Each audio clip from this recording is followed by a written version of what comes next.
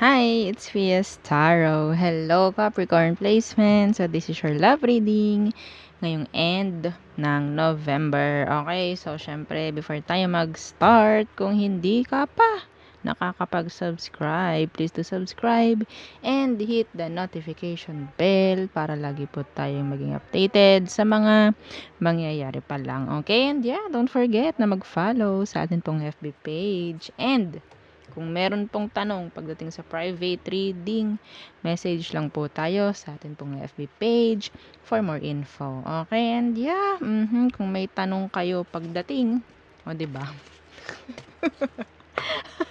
So, gulo. Okay. So, wait lang. Okay. So, kung gusto niyo na magpa-reading sa kanya, message nyo lang po siya sa kanya pong FB page, no? For more info rin. So, open naman siya palagi. Yeah, nagre-read din po yung aking friend. Okay, so, okay. And oo nga pala, regarding sa ating bracelet, oo. So, available in red and black. Okay, so this is the all-in-one evil eye bracelet. Okay, so meron tayo for kaperahan, sa protection, sa inyong health, sa inyong love life, and sa inyong healing. Okay? All in one. Oh, bakit pa natin iisa-isahin kung pwedeng lahatan na sa isa? O, di ba? Hindi, yes. With your initial, syempre. Para nasa inyo nakapaloob, no? Kung ano man ang meron dito. No? Okay, so kung may tanong po, message lang po sa akin pong FB page for more info. Okay, so that is Fias Tarot lang. No? So, same logo and same name. Oo. Okay? So, let's start. Capricorns. Ano bang meron? Capricorns. Capricorns. Anong meron? Okay. So, the person on Capricorn's mind, anong meron sa kanya? The Magician. Oh, and the Lovers. So, you have a connection. Oo. Strong connection for some of you, or this person wants a connection with you. I don't know if this is someone from the past or your current or sabihin nating bago. Pwedeng Virgo, pwedeng Gemini. Okay. Someone's making mixed signals or yeah. May confusion ako nakikita rito. Okay, so tingnan natin ano bang meron sa sitwasyon. Capricorn, anong meron sa sitwasyon nyo? Okay. So, the Four of Cups in reverse. Okay, and oh, meron ditong hindi nakakapagbigay ng offer. Etong taong ito, Capricorn, gusto niya ng connection with you. Pero hindi niya kayang magbigay ng offer. Love offer. Sa sitwasyon. Some of them, parang hinahayaan na lang or nasasayang. For them, no? Nasasayang yung sitwasyon or yung hindi niya pagbibigay ng offer dito is like, oh no, sayang. Parang ganyan.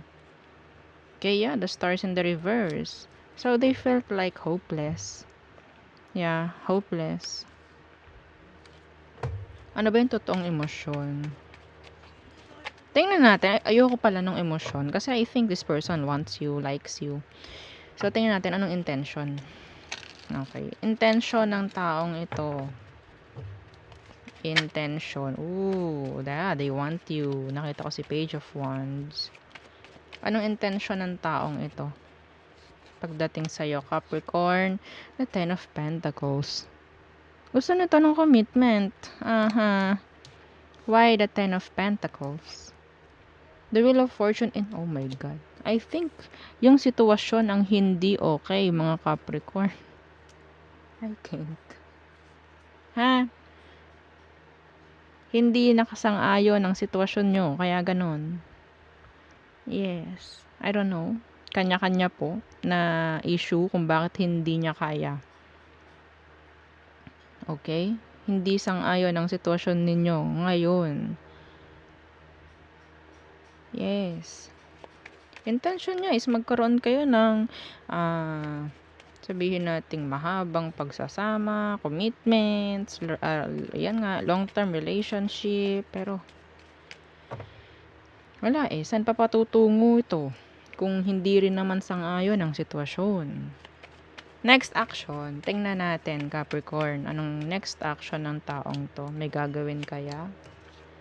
The Eight of Cups in reverse. So I think this person, hindi niya kayang iwan ka. Hindi ito lalayo. Why?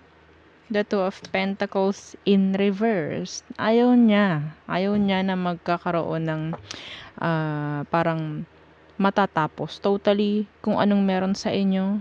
Some of you, nakaka-connect mo to. Kakonect mo to ngayon. Hindi man romantically. Pero kakonect mo siya ngayon. Okay? Some of you, para siyang friend mo. The Six of Cups. Para siyang friend. Okay? Pero nandun yung distansya. Nandun yung pagdistansya niya. Okay. So, anong advice? Nako. Ikaw ba, Capricorn? Gusto mo rin ba siya? Issue. Oo. Intriga. Diba? Yung kunin. Oo, ayoko. So, tingnan natin ang advice for you. Advice. So, kasi, yun nga, hindi lalayo to. Hindi niya pipiliing lumayo sa'yo. Okay? The Devil. So, just be you. Just be you. So, siguro, minamahal ka ng taong to ng pagiging ikaw. Kung anong nakikita niya sa'yo, yun lang. Okay? The Devil. And the Ace, and the Queen of Cups in reverse. So, I think, sa tingin natin, kung hindi niya magawa, no? I think the Queen of Cups is sabihin natin, mas mahalin mo pa yung sarili mo kasi mas lalo kang mamahalin nito. Yes. No? Yeah. Kung hindi niya, pwedeng hindi na ito mapigilan ng taong to. Magsasabi na to. Magsasabi na to. They want you. They like you. Yeah. Just be you. Advice ko, just be you. Hindi mo kailangan, lalo na nalaman mong ganito yung energy, hindi mo kailangan may baguhin ka. Okay? I think minahal ka or ginusto ka ng taong to. Kung anong meron ka eh. Ay. Ang cheesy. Oo. Ay, napaka-light lang naman ng energy ng mga Capricorn ngayon. Ang nakikita ko rito ha, sabihin nating masaya lang sa kung anong meron ngayon. Kung hindi man ito nagsasabi ng emosyon sa'yo, so siguro, iniiwasan lang din niya, no, na kung ano man yung magiging resulta. Parang iniiwasan lang niya. Okay? Okay. So, yun lang. Wala na masyadong bad comment dito. Okay? Bad comment. Bad na energy. Okay? So, tingnan natin Aries through Pisces. For Capricorns. Okay. Aries. Okay. Oh, they're sad.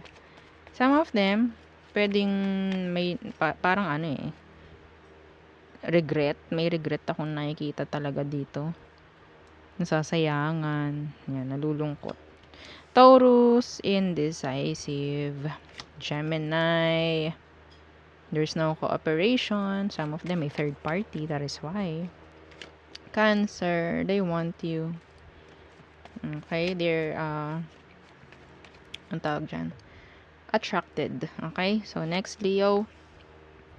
Okay, physically attracted sa'yo, itong taong to. Some of them wants a second chance, mga ganyan, or chance, another chance. Virgo, okay, so expect the unexpected with this Virgo. Okay, so next, Libra, they want to communicate. Kung hindi nakikipag-communicate, they're like stalking lang. Scorpio, so they want another chance. They want a repeat. Yun nga lang, they want a repeat. Sagittarius, okay, so pwedeng nililet go. Some of them pwedeng gagawa ng effort, gagawa ng action. Capricorn, they still want you. Aquarius, so there's ending, okay, with this Aquarius. Pisces, okay, so pwedeng gagawa na ng action itong si Pisces, okay, pero hindi ko nakikita na solid yung magiging action or decision ng Pisces na to. Okay, so there, yun ang ating reading for you, Capricorn. So thank you, bye.